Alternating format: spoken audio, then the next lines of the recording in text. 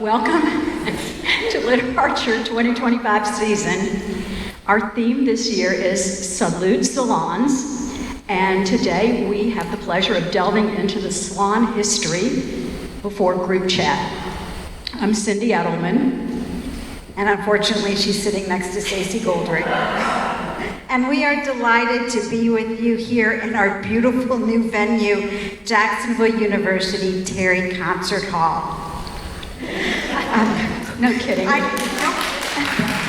Who would have thought when this program began as a seed of an idea back in 2016 that we would be here? We are very lucky, and we have a lot to be grateful for, and we'd like to show our gratitude. We're grateful to you, our LiterARTure subscribers, new and returning. Your enthusiasm drives our work. Your generosity is the engine that allows Stacey to create the special programs under the umbrella of her nonprofit, Searching for Identity, where, as some of you may or some of you may not have heard before, she teaches writing workshops to second and third generation children and grandchildren of Holocaust survivors. She's also a published author, and she has a new book out soon, but she won't tell me when it's coming out. Thanks a lot.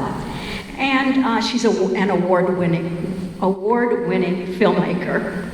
So to the couple who has transformed this university and made a lasting, indelible impact on our community and their talented staff, I'm referring to President Tim Cost, First Lady Stephanie Cost, and their incredibly talented group of people who have helped us, Dean Winter, Alex Robinson, and Vicki Jones. Thank you. Thank you so much for not making us feel like the Clampetts. And to John and Julia Taylor, our angels, our friends, our underwriters, there are no words of praise that could describe what you mean to Searching for Identity. So we thank you again.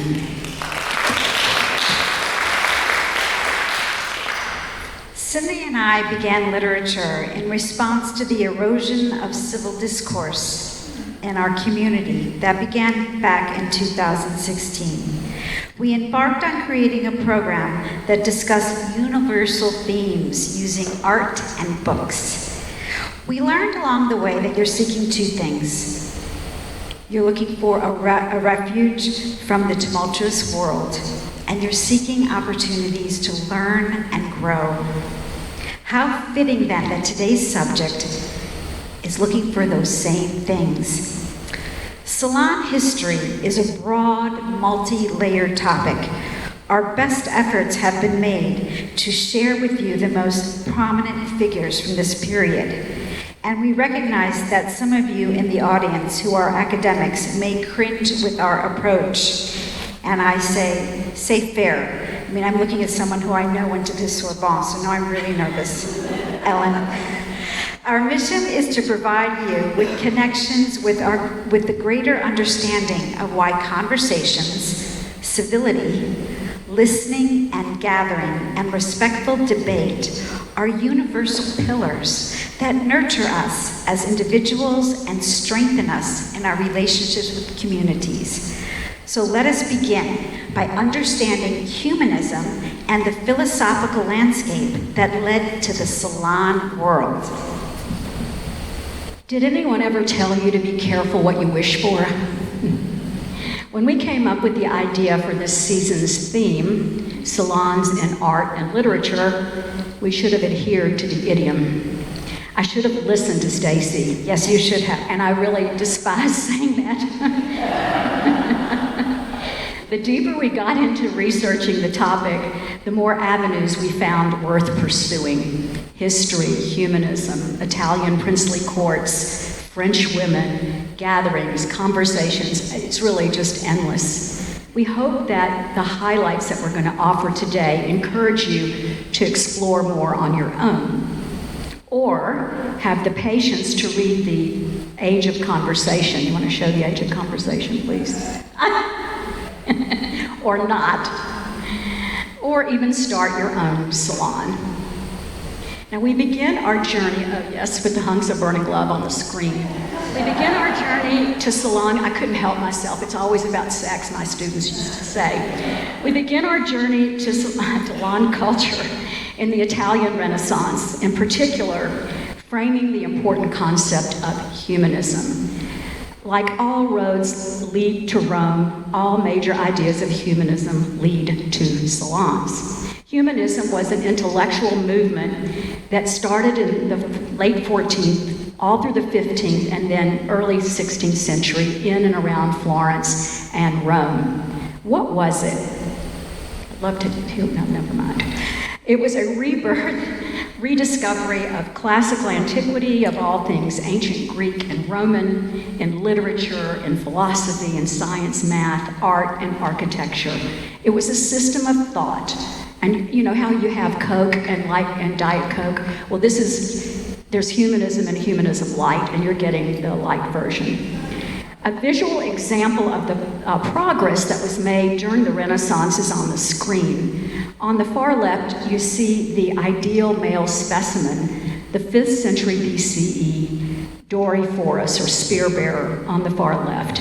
And that's what the Greeks during the Golden Age considered to be the perfect human, and why not, right?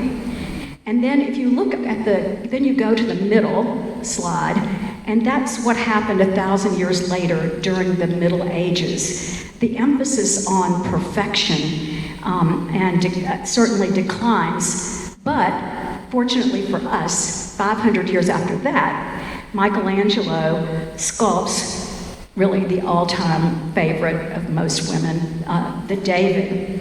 I'm wishing we could linger more on him, but I've been encouraged not to. The exploration of human potential and desire to excel are two more important characteristics of humanism, which were personified in Leonardo da Vinci. If everyone knows Leonardo, an artist, a polymath who exemplified talent, artistic talent, knowledge of what was seen as ideal, what beautiful, harmonious, all concepts that really derived from ancient Greece.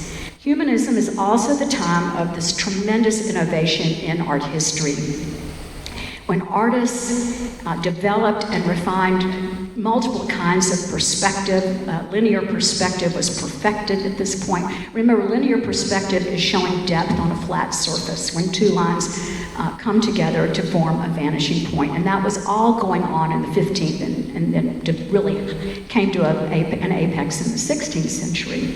So, and then this was also the period where artists became interested in human anatomy. You know, Michelangelo and Leonardo would get bodies from the morgue and study the human body so intensely. So they understood how muscles connected, tissues connected, etc. And this was the time also when portraiture was revived. I mean, what you think about the High Renaissance, and of course Mona Lisa comes to mind. We'll look at her in a minute. Humanism also emphasized a commitment to civic responsibility and moral duty. We're beneficiaries of the principles of the humanist tradition. Speaking of intellectual ideas, we're looking at the ultimate 16th century humanist painting, a gigantic fresco. That means it's painted on the plaster, not on canvas or plank, by Raphael, who was one of the big three during the High Renaissance, big three artists. He was tapped by the Pope. He was only 25 years old at the time when he painted this masterpiece. Very clever guy, that Pope. He wanted to show up what a great humanist he was and how smart he was and how worldly he was. This is located in the Vatican in Rome, just a few doors down the hall from where Michelangelo was painting the Sistine Chapel at the very same time. And this space is called the Stanza della Signatura, or the Room of the Signature. So what's happening within this architectural wonder? It's called the School of Athens, but it doesn't look like a school. It doesn't look like JU. Why then are we staring at this image? Well, I'm going to go out on a limb that this is the time in Western history when humanism was at an inflection point, when groups of people were coming together to discuss new ideas and express opinions and have lively conversations, which eventually, and I mean eventually, it's not like it happened overnight, hundreds of years, evolved into salons. So these figures are sharing a lot of new info. And by the way, these are all, every one of these people in this work can be identified. They were ancient scientists and great thinkers, and they're all famous. And we will see these gatherings again and again in Italy and France. And the other point I would just like to make about it is Raphael made it contemporary by adding himself in the painting. And we can't talk about where he is, but himself, his teacher, and then he painted Plato, the figure in the very center in the red and green. He painted Plato to resemble Leonardo, and he painted Michelangelo. He's the only one not dressed in the antique wear. He's wearing the stonecutter's outfit, and he's just sitting there sulking and brooding. That kind of tells you how Raphael felt about Michelangelo. Now we're going to pivot to Urbino, the home of the powerful Montefeltro dynasty. And this is a family that turned their princely court into an important center of art and culture. And you're looking this is a double portrait. The figure on the right, they're both in profile, is Federico da Montefeltro, and he was a condottiere. And a condottiere was a soldier for hire. That's what it means in Italian. And actually what's fascinating is that he was just no ordinary condottiere, of course. He was hired by popes and kings to do their bidding. So he would go out and make lots of money. And he brought back the best thinkers, the best artists, the best architects, whoever was like at the forefront of humanist ideas. He would bring them back to his home. And this is an important double portrait painted by an artist named Piero della Francesca, one of the most important 15th century Italian painters. And he happened to live at Urbino at the time. And I would urge you to look past Federico's broken nose and his gouged right eye. Unfortunately, he had a run-in with a jousting accident. And his wife, Battista Sforza's plucked forehead.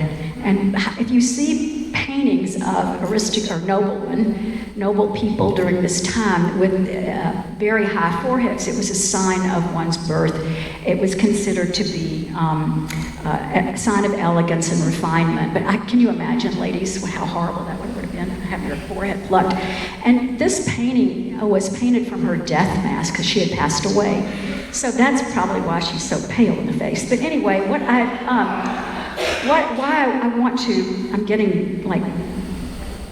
know I'm going on too long, I'm sorry. Notice that the artist places them seated above their limitless land.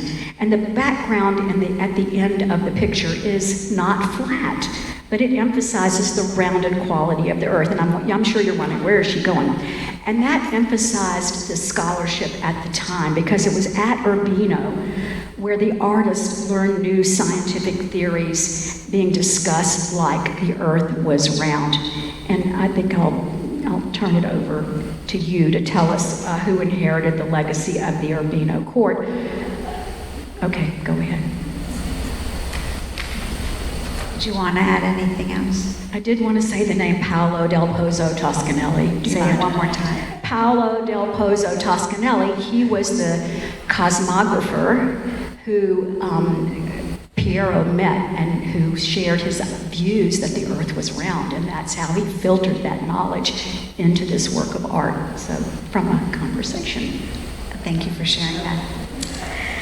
Cindy, you've given us an excellent context to introduce us now to the court of Urbino.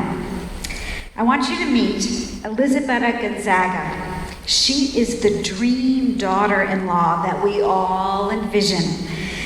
And she was married to the son of the Montefeltros, and his name was Guidobaldo. Now, unfortunately, their marriage yielded no children because he was impotent. He was also a sickly man throughout most of his life. So all the duties of the Montefeltros' powerful, influential Urbino court fell to her. It fell to Elisabetta. And let me tell you, she knocked it out of the park. She held court with the most refined and intellectually vibrant proto-salon in Renaissance Italy. She attracted the best and the brightest scientific, artistic, religious, cultural minds, and politically powerful courtiers. The Urbino court under this woman, Elisabetta Gonzaga, was the inspiration for the French salons that come to mind when you hear the word salon, unless you think of beauty salon, which we will cover in our concluding program entitled The Aquanet That Binds Us.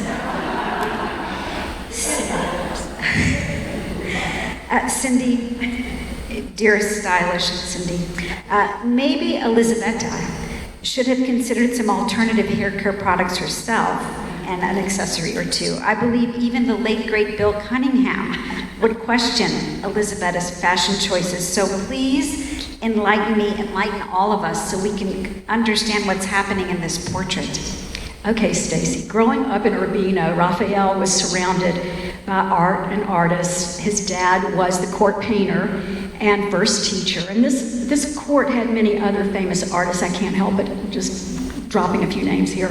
Botticelli worked in Urbino, Uccello, who was obsessed with perspective, Alberti and Bramante. Now, this painting is attributed to Raphael. We can talk about that in a minute, but and remember what Stacey just taught us, that this was she's the perfect daughter-in-law. She faces forward in this portrait. She's clad in the Montefeltro heraldic colors of black and gold. Oh wait, go ahead, one more. I compare her to a Klimt painting. Right there, or the Dele Bloch-Bauer, they wear the same, they have that same feel, their outfits, the patterns of them. Maybe that's a big stretch, but if only Inspector Morse were available to unravel all the mystery in this painting. For one thing, there is the indecipherable inscription along the squared neckline, which recently, because this is such a fascinating story, it was proposed as Arabic calligraphy. Now, who knows how Arabic calligraphy got to Urbino, but apparently that had been generally reserved for the Virgin Mary's, the calligraphy had been reserved for the Virgin Mary's robes or saints from earlier centuries. And then there's the black scorpion. Look carefully at the top of her head. The black scorpion appears to be holding a gem between its claws featured on her high-plucked forehead. Is it a fertility amulet? Did she wear it to rid her husband of impotence? It's just one of those mysteries. One thing that is not a mystery is her melancholic expression. What the authors of the book Sprezzatura describe as, quote, her narcoticized eyes, unquote. Narcoticized, it's pretty strong. Along with her slightly drooping left eyelid, overall dour feeling make her look like she's a relative of the Addams family. And it belies the fact that she was apparently a great deal of fun. Plus, she knew how to run a kingdom and a proto-salon. And the other thing to just go back to is I'm thinking that this is not a Raphael. If you studied Raphael and you know when you place this by the gorgeous Madonnas that he painted around this time, and they're so naturalistic and there's modeling in the face, this one, she just doesn't look like a real Raphael. You came to this conclusion this morning when we saw her 8-10 feet tall, but for months we've been looking at this and you're like, it's Raphael, spell it Raphael, right? I'm like, okay, I will. Okay, all right, maybe attributed to Raphael. Stacey, can you tell us about Elisabetta's BFF? Of course I can. Yes, I'd be happy to. In the timeline of salon cultures, Elisabetta is our matriarch. And why do we know this? It is thanks to a magnificent diplomat and premier political operative, Baldassare Castiglione. Castiglione, who's pictured here on the front piece, was a member of this Urbino court, and this man imbued the most desired traits of any Renaissance man. It has also been argued that he is Elisabetta's lover. You whisper that. Because it's not nice, it's naughty. Okay, but it is court. And of course, I love him because he's a writer. This dignified gentleman's writing has had a tremendous influence on culture, politics, and I would argue everyone's behavior in this room today. He has also documented and sealed Elizabeth's place in Renaissance history as a patroness of the arts and of intellect. All of his tremendous impact can be found in his most famous book. Oh, I'm sure you've all read it, but not really. It is called The Book of the Courtier. This book served as a how-to guide. When written, its function was to unlock the keys of success for any young nobleman's desire to attain political power, aka in the courtly realm. From how to dress, how to converse, how to behave, how to be courteous. This book should just even what to study. By the way, all the classics. It also gives advice on how to give advice and how to take advice, which I know is something I need to learn. And how to artfully offer moral advice to imbecile kings and dukes and princes, and literally how not to get your head chopped off. Also, an entire section of this book is dedicated to women. How women should behave, how women should dress. It's dispensed with great authority, some good, some totally like eye-rolling ridiculous. All this advice about relationships, both marital, political, and otherwise. Every facet of how to maintain success at court is covered within the pages of this book, and any of you can borrow it, it's sitting right here. Of course, today, courtly life is mostly portrayed on film.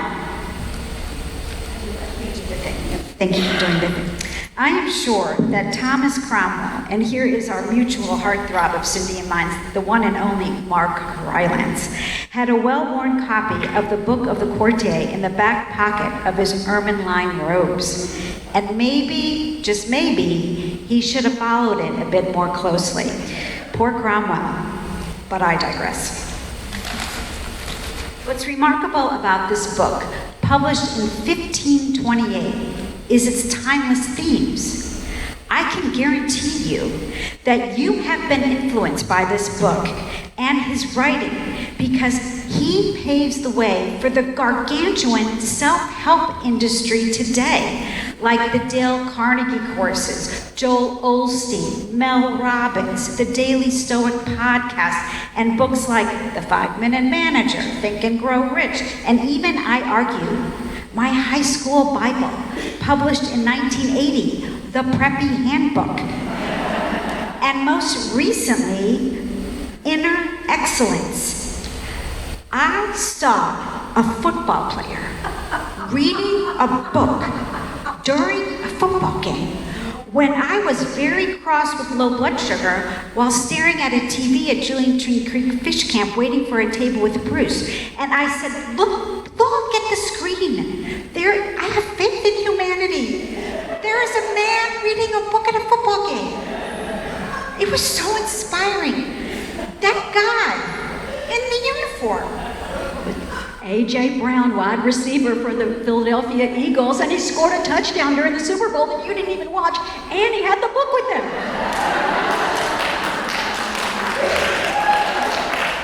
Issues. A lot of issues. But we'll get back to that another time.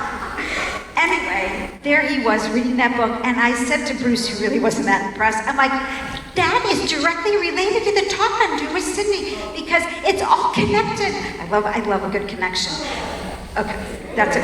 There he is. Look, there, yeah, that's good. There he is. I took the screenshot. I was like, look, get the picture. Okay, so anyway, moving on.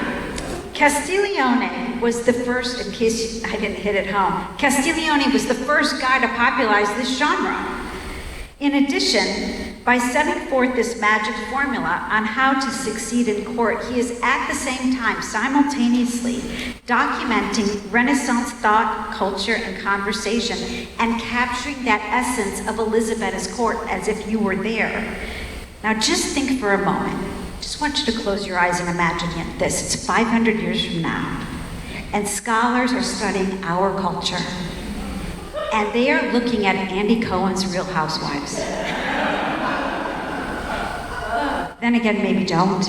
But you get the idea. That's exactly what he was like if Andy Cohen was a courtier. And maybe he is, I don't know. But anyway, this book unfolds in an epistolary style, meaning in a series of letters, and it documents 4 nights of conversation at the Urbino court with our hostess, the Duchess, presiding.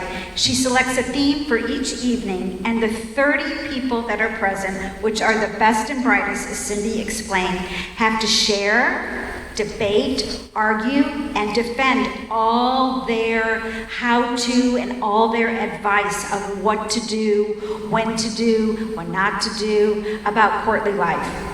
And all their advice on how to succeed is written in letter form. He's writing to someone, and he's recollecting this evening. And we, the reader, are made privy to these letters. So it's very complex. Courtly intrigue will not be new to you if you have watched or read Wolf Hall. And by now you must know I am a Hilary Mantel groupie. And I am sure she could have written a great novel portraying what some academics argue is a whole other theme that is embedded in this book. Forget everything I just told you, because it is argued that the book is a love letter to his lover, the Duchess Elisabetta Gonzaga. I mean, wouldn't you have loved to have been at that court? Of course, I could spend hours sharing all the helpful hints in this book, but you will be very glad I won't. So I will leave you with one most influential Castiglione's timeless suggestion for self-improvement, and you can leave today and begin employing it. And that is called sprezzatura. Baldassare encourages the employment of sprezzatura, meaning effortless grace. The art of making something difficult look easy, maintaining a nonchalant demeanor while performing incredibly complex tasks.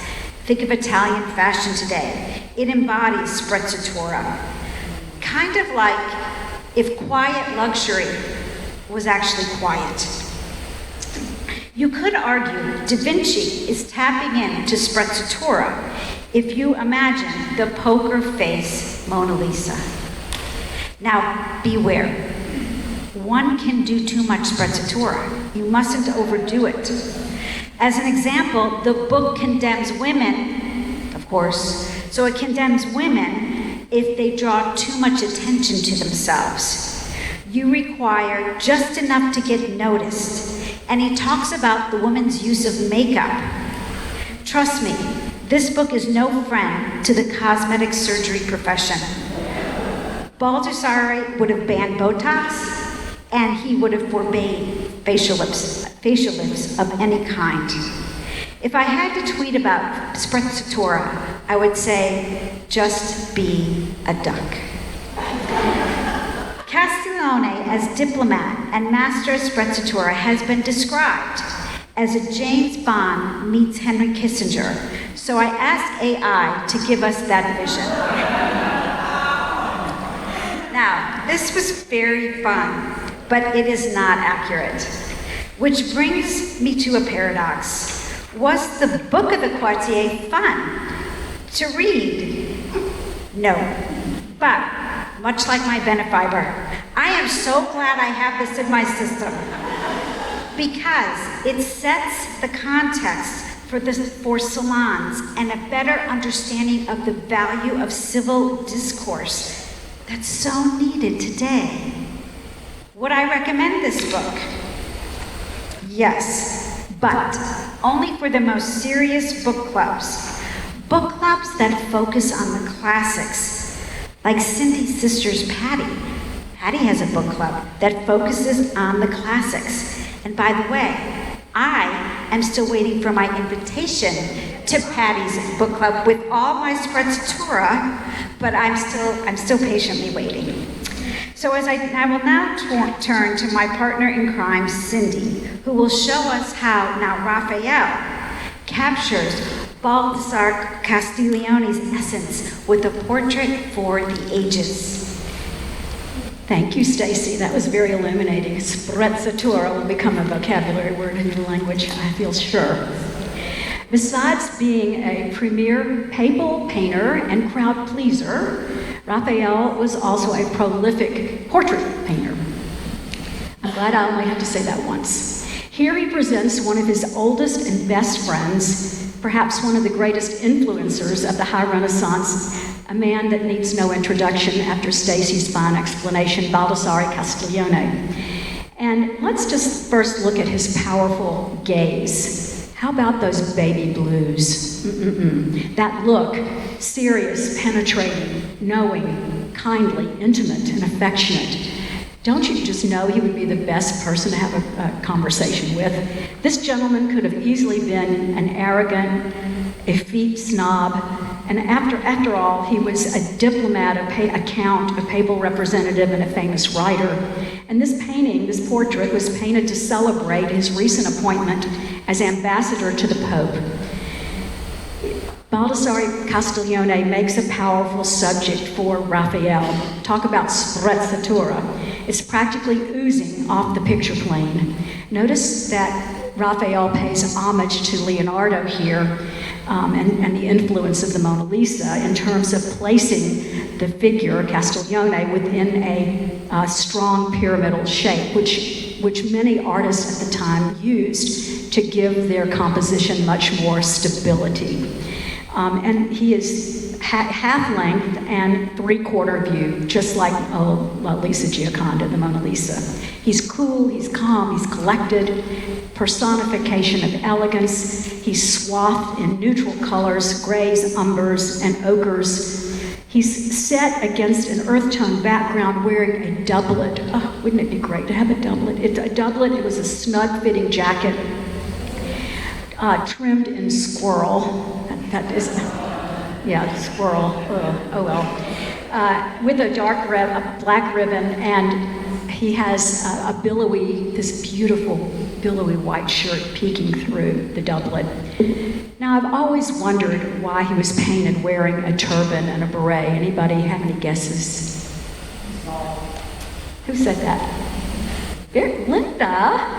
Very good. He was bald. But we like people who are bald. A lot of people. About the hands, there's been much speculation that they had been cut previously or painted like that on purpose. That's one of those subjects that art historians love nothing better than to opine on. And as of yet, there's no consensus. But it's no surprise that many famous artists through the centuries copied this painting. Can you go to the next one, please? And that includes the great Venetian High Renaissance painter Titian and Peter Paul Rubens, and even Matisse copied the painting Baldassare Castiglione, but I had to leave them on the cutting floor, unfortunately, and I picked my heartthrob Rembrandt instead. And there's this fascinating story about Rembrandt and this painting. In 1639, when Rembrandt was flush with cash, there was an auction in Amsterdam. You know, Rembrandt never left Amsterdam to go to Rome or anywhere else. And he saw the painting and he actually bid on it, but was outbid. And instead he sketched it at the time. And he never forgot the work, is the point. And he copied it numerous times. And the last one, this one was close to the end of his life. And you can see the ravages of his life on his face, but in that same pose, he substituted himself as Baldassare. So now we leave Italy with great grazie and just the right amount of sprezzatura and pivot to the golden age of salons in France. Cindy and I have chosen to focus on certain French women we feel you should know. We shall share how they gained their voice in salon culture with influences we now have learned from Italy's Urbino court. Now, Cindy, first, under great duress and much complaining, will reluctantly explain this less than stellar painting mentioned in the tome weighing 10 pounds, The Art of Conversation. Cindy? Imagine who provided the duress. Here's the thing. You don't have to be an art historian to read the images in this conflated picture of the conflated Eve and Pandora, Eve prima Pandora. In other words, he's put them together. Isn't that convenient? Monsieur Cousin, the elder, has given us plenty of in-our-face clues as to the work's meaning. Plopped on the ground, Eve Pandora's privates are covered by a silk cloth, her shame represented by symbols of her fall. An ugly withered apple resting on her right breast, forget about the gravity situation, a serpent wrapped around her right arm, and did I say right arm? I meant left arm, and a skull reminding us of our mortality. And then, of course, Pandora's container, which, when opened, unleashed all the ills of the world. Now, when it comes to Eve, and in the Hebrew, Eve is Hava, meaning source of life, and Pandora in the Greek, meaning all gifts. Each is the first woman in the world, and according to a scholar, Katie Brown, quote, both play a central part in a story of transition from an original state of plenty and ease to one of suffering and death. Both are created by men. We don't need to go off on that tangent. Both are tempted into doing something that they should not be doing. Both are responsible for introducing evil into the world. Now, believe me, I had a lot more to say about this work. However, it is on the cutting room floor, and it wasn't nice. But speaking of the cutting room, Stacey, how did this painting not make the cutting room floor? Somehow it passed your editor's pen. My, the complaints. Okay. Thank you, Cindy. Let's just say that women were certainly cornered with mixed messages. During the French Renaissance, aristocratic girls, as depicted in this etching, who were exposed to images like we just saw, were sent to convents to learn obedience, modesty, chastity, reserve, and fear of men. Yet, their beauty, their ability to attract a wealthy man were valued above all. They were taught to be virginal. But stories, both biblical and mythological, they saw themselves portrayed as evil temptresses, charged to attract a wealthy husband, yet be that beautiful angel in the house type of mother.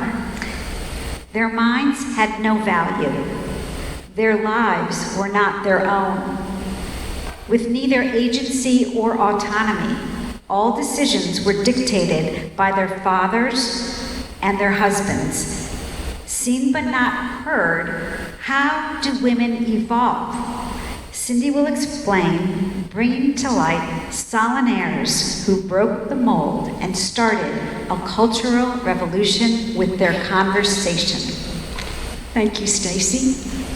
Now we have arrived in France, home to some of the wittiest, most literate, and most creative society hostesses of the 17th and 18th centuries, progressive women who were responsible for impacting French culture and the melding of the French language, from inspiring, critiquing, and championing all kinds of artists and others, writers, philosophers, as along with, of course, discussing current events and lots of gossip and intrigue, including the happenings at the French court.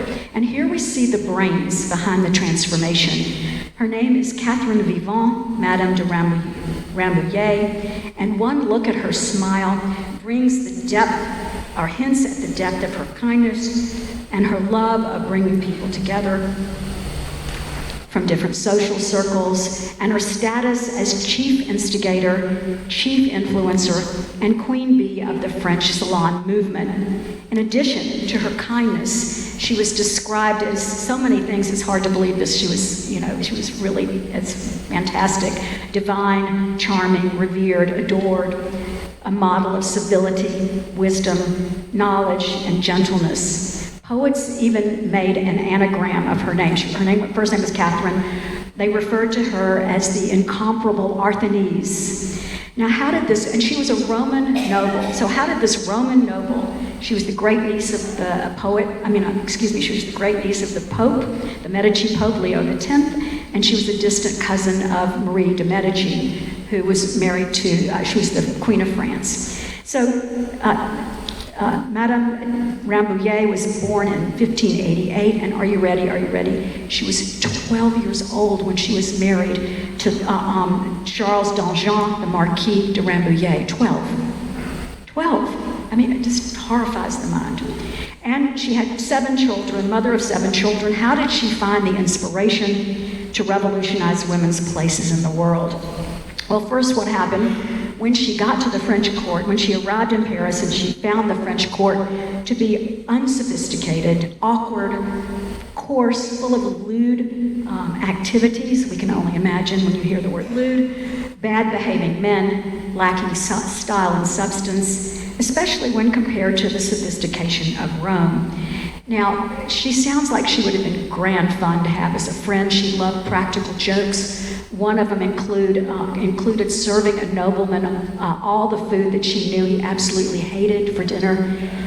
And then, of course, when he was, after he had tasted a few of the food, she served him a different meal. And then she persuaded an aristocratic woman's knight that he had swallowed poisonous mushrooms by altering his clothes and telling him that he was swelling up, and as a joke. Yeah, that was the kind of person she was. And she championed the art of living, the art de vivre, for more than 40 years. So she hosted a salon for 40 years. She held these gatherings, inspiring the creation of many kinds of innovations. And the Benedetta Creveri's book we've been talking about, The Art of Conversation, is the source of much of what we know about her. And we call her the Marquise, as opposed to the Marquis. The Marquise in Benedetta's book tells us that she stood up for nobility's rights to be independent from politics. That was pretty refreshing, or having any kind of royal interference in one's private life. And in addition, she had to have known the book of the courtier, because she brought chivalry, gallantry, courtesy, and good manners to Paris. And there's a French word describing all of that. It's called politesse. And she led by example. And in her salon, and it was in her home, and it was called a hotel or a mansion. Hotel, the French word for mansion. She created a space away from the court where people could exchange ideas, and people's behaviors could have been analyzed or apprised. And politics initially was an intrigue. We're supposed to be left at the door, but gossip is gossip. And that's certainly a lesson, leaving politics at our doors, a lesson we can learn today. Now, what is really great about her was that she initiated a meritocracy. So if you were smart and if you were a good speaker and you could, have a chat, I'm sure Stacey would have been invited for sure. That's how she selected who would be invited. You had to be invited. You couldn't just show up to her salon. And women were included for the first time in these intellectual exchanges, along with royals and clergy and philosophers, writers, playwrights, musicians, court officials, and here you go, actors and entertainers, because people wanted to be entertained. And also people would bring their writing there to be critiqued. And it's so fascinating that, women who were writers, I guess secret, they wouldn't ever dare to talk about what their work was, could actually read their work among friends and then, eventually go on to publish them, which is really quite striking. So you had to pass what is described as an honnête test, which in French means a mode of restraint and decorum. Can you imagine if we practiced that today? And she strictly enforced the meritocracy, encouraging aristocrats to mingle with the bourgeoisie, ensuring that the guests would treat one another with mutual courtesy and respect and the best of manners. Now, one other point before we leave this contextual opening to her, is that, remember this, that this is a time in history when people like Catherine de Vivant could not go to college. They could not seek any higher education except what they had gotten in the convent. You know, they had lived experiences, sure. But this was a way for female followers to be provided an education. And especially, as I said, the women who were writers and so forth. Intellectual historian John Eigenhauer shared the environment succinctly. He says, quote, "Freedom of expression was the rule." So you could, you know, speak your piece, speak your mind. Decorum, the guide. Okay, so they all knew how to behave and act. And politesse was the reigning language, end quote. So it can't be stressed enough that the uniqueness of a true conversational atmosphere was a game changer. Now, we'll quickly just go through, we did start a little bit late. I know, I'm always the one who freaks out if we go too long. She's like, just keep talking. Okay, moving from Rome to Paris, as I said, was a shock to the Marquise. And when she was presented the original plans for her hotel, she didn't like it. She changed it up. She turned her back on the court because she wanted her home to be her refuge. And I just wanted to show you, too, there's a slide of the current contemporary Louvre with the Iron Pace Pyramid. And if you look all the way to the far left, behind the pyramid is where her home would have been located in the 16th century. And she was the first person to think of painting the interior of her home a different color than red or tan. And she really got into blue, as you'll see in a minute. And she also was one of the first people that we know of to use fresh flowers in the house. Her house was always filled with flowers. Okay. All right, next. So she turned her large bedroom into an official reception room and her actual bed into basically a closet. It's really fascinating. And I must say that thanks to Lisa Petchak, where are you? Oh, she's taping us, but she is the unsung heroine of LiterARTure. I just will like to just give a plug of thanks to all you do, Lisa, to keep Stacey sane. And she's so smart with the computer, she makes us look like we're in kindergarten. And she actually, when we described Madame Rambouillet's bedroom, she actually got us she made the slide on the right, it's AI. Can you imagine? Yeah, so anyway, it's just fantastic. In Madame Rambouillet's blue room, a chambre bleue is what it's called, the walls were hung with blue brocade, and they had silver and gold threads. The chairs were upholstered in blue, the curtains on the bed were blue, and according to the writer Jess Browner, I just want to just say a few words from his quote because it's really great. The visitors were set in the alcove where her bed was, and apparently, the only person who was able to receive guests on a bed was the king before her, and she just made that a new rule. Fake it till you make it. Fake it till you make it. And access to her was strictly controlled. All right, and then the room had this giant Venetian chandelier, there were 100 candles lighting a 15-branch crystal chandelier, and there was a giant Venetian mirror, and of course there was a lot of potpourri. Now, Mrs. Craveri says about this that the Marquise utopian wager became that of the entire society. So a lot of people started copying her, and Catherine de Vivant raised conversation to a sacred art. Now we have a second woman whose life and work are important in the history of French salon life and literature. Stacey, will you please introduce us to the remarkable Madame Marie Chantal Sevigny? Mais oui, mon ami. It is my pleasure to introduce you to Madame de Sevigny. She was an amazing writer, a documentarian of everyday life. Armed with quill, ink, and paper, she wrote letters, collected letters that were published and widely read. She reported on the swell Parisian society of salons, tumultuous religious, royal, political, historical events, celebrated plays, arts and literature, you get the idea, even the scandals of the time. And also, she wrote letters to her daughter. Basically, she was the first helicopter parent, but Cindy would tell us more about that shortly. Recognize, if you want to remember anything about this woman, she is the first female, she's the first woman we hear directly from with her own words from history. The images that you see, the paintings that you see painted by men, the stories that are written by men, all of a sudden there is a female voice through the written word on paper that we get, that's how we get to know her. It's a gift. Although she is not a great philosopher like Voltaire, let's say, it is her writings and her style of writing that have great historical value. Why? Because her letters are written as if you or I were writing letters. Dare I say, the average Joe, or in this case, the average Marie. As the 1982 Penguin edition explains, quote, more than anyone else, she typifies the average educated person whose tastes, attitudes, likes, and dislikes form and explain the great age of Louis XIV.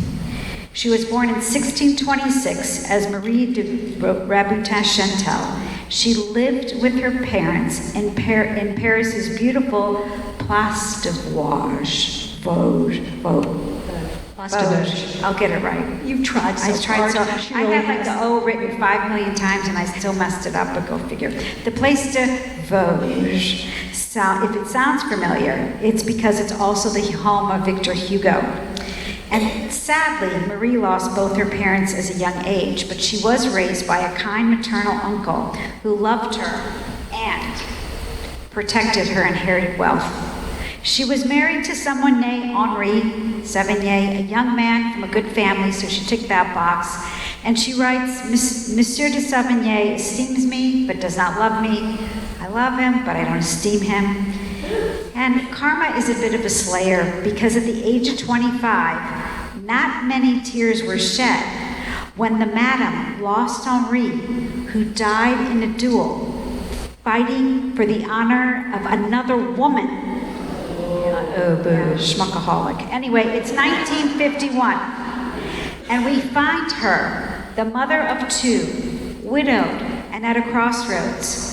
It's her gregarious sense of self-worth, attitude, and joie de vivre that accompany a deeper melancholy.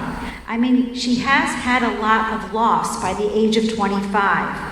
But she launches herself onto the social scene and the lasting pages of history books. In fact, I just found a film about her that premiered this summer at a festival in France.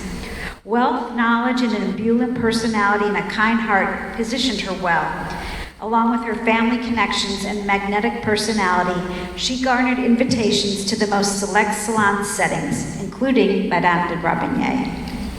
The next chapter of her life is an explosion on this scene. She's in literary and society circles. She is connecting. She is writing about a constellation of who's who, from names I recognize, some I can't even pronounce, you're not surprised, and then other names that I don't recognize but should. These are authors, playwrights, philosophers, etc.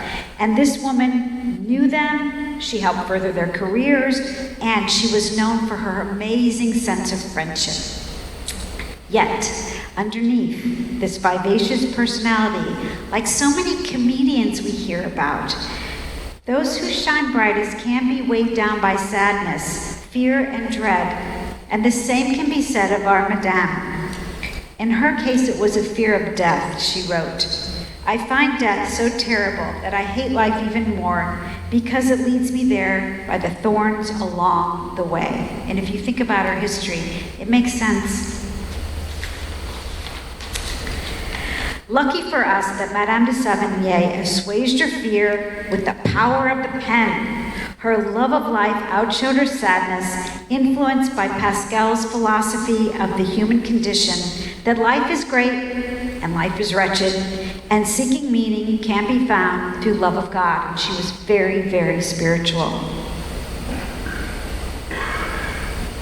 Well, these people aren't. But anyway, understanding that salon life shares the stuff of real life, Madame de Savigny never shied away from a bit of gossip. And because her letters were shared, which was not uncommon back then, she developed a secret code for the bad players, the adulterers, and the dolts. She protected the potentially innocent and the not so innocent with names like whirlwind and fog and lightning and mousetrap and thaw and torrent and petite. And I'll leave it to your imagination to decide what her coded names implied. Cindy, will you share a few gems from our madam? Happy to. A few more pearls from our philosophical epistola. To conclude our presentation, we thought it would be worthwhile to focus on Madame Sevigny's relationship with her daughter, the object or maternal recipient of much, much, much intense scrutiny, and shall we say, a mountain of guilt. Can you advance?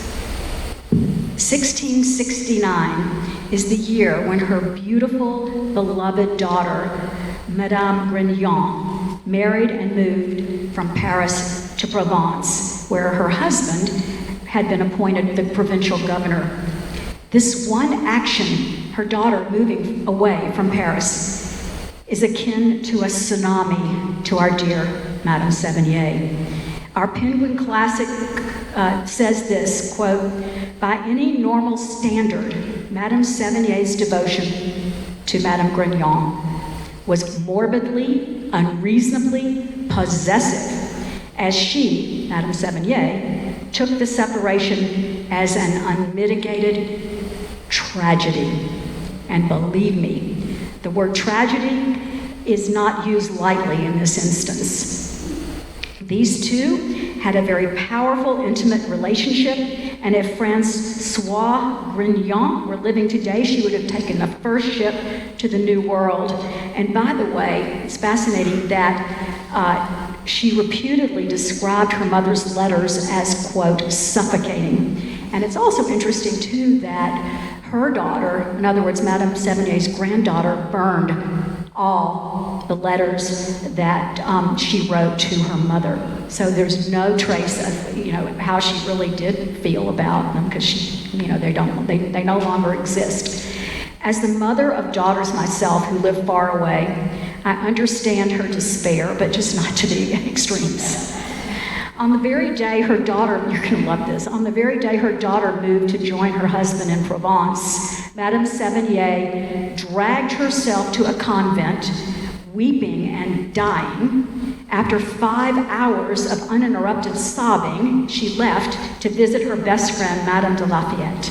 And she wrote her daughter, she actually sent that to her daughter. And she wrote some choice words about marriage as well to her daughter. "Marriage is the only war where you sleep with the enemy. Nothing cools faster than a wedding ring." Oh, Dan, don't pay any attention to this, please, okay? "He loves you, but not enough to make me happy." It's all about the mother, right? He loves you, but not enough to make me happy. Freud would have had a field day with our Marie. Further, she deplored her daughter's frequent pregnancies. She hated it. We learn from her letters that Madame Grignon's husband had lost 2 wives before he married her daughter in childbirth. And neither one of them had produced an heir. So, her mother was just totally obsessed. After her first pregnancy ended in a miscarriage, Marie Chantal became totally overboard, tracking her daughter's reproductive calendar, badgering her about her menstrual cycle. All right, this is what she wrote. "This business of being a woman is just a dreadful hassle. Your health," well, we all know that, "your health depends on the caprices of a stupid little red river." Whew. And violently opposed to her daughter's sex life. She even inserted herself in that, even going so far as to try to keep her away from her husband. Well, he did have syphilis. I get that too. Her mother tried to spare her the ravages of a 17th century pregnancy, even going so far as to butt in on their sleeping arrangements, urging them to sleep in separate beds. That was not a good look or strategy, as it clearly didn't work because Madame Grignon was pregnant 6 times in 6 years. And finally, quote, a mother gives everything to her child, and in return she's left with worry and love. Oh, poor Madame Sevigny. I really feel, don't you, I mean, think about losing everything, losing her husband at 25. Don't you agree? I mean, we used to have a little bit of sympathy with her. So, go to the next, let's go to the next one. And this is just a painting of her as a young matron when she had been visiting Madame Rambouillet's salon. Okay, Stacey, talk to us about her feelings on nature and her influence. So not only is she a witty writer, but she was a lover of nature, kind of a precursor to Thoreau and Emerson and even Bill Bryson and Mary Oliver. And on these rambles, she would consider the beauty of nature and consider philosophy and faith, etc. And she said, "The garden constitutes the summit of human art, perfecting the bounty of nature and transforming it for the purposes of the meditative soul. Never abandon what is natural." Alas, we have now introduced you to Salon Histories with Baldassare Castiglione, Elisabetta Gonzaga, Madame Rambouillet, and Madame Savigny. If I were in a classroom, I would raise my hand and ask, Mrs. Edelman, what are the influences of these four pillars on salon culture and how do they affect us today? Stacey, what great questions. A plus for class participation. Baldassare Castiglione gives us the gift of sprezzatura and the accompanying attributes of a gentleman. His life is a role model for today. Think of James Carville if he had spent a season at the Urbino court. It's hard to say James Carville's name in the same breath as Baldassare, but Stacey she was just mad about this slide. I just got carried away with ChatGPT, clearly. Elisabetta, promoter of humanism and the arts, ran one of the most important humanist courts in Italy and was highly respected for her leadership. Think of the finest hostess that you've ever encountered and put that image in your mind for Elisabetta Gonzaga. Catherine, the Marquise of Rambouillet, initiated conversations which led to learnings in everything from math and science to poetry, prose, and playwriting. In a post-COVID world, how refreshing would it be if we could all agree to disagree and remain friends? How powerful would that be? And the great letter writer, the helicopter mother, Madame Sevigny, whose love and devotion to family, class, and surroundings were beautifully painted into letters full of yearnings, news, history, and deep, deep faith. Turning the written word into musings, meaning, and a heap of parental guilt, she left a lasting legacy, one that will not long be forgotten. And now we return to the present, recognizing that salons have contributed to.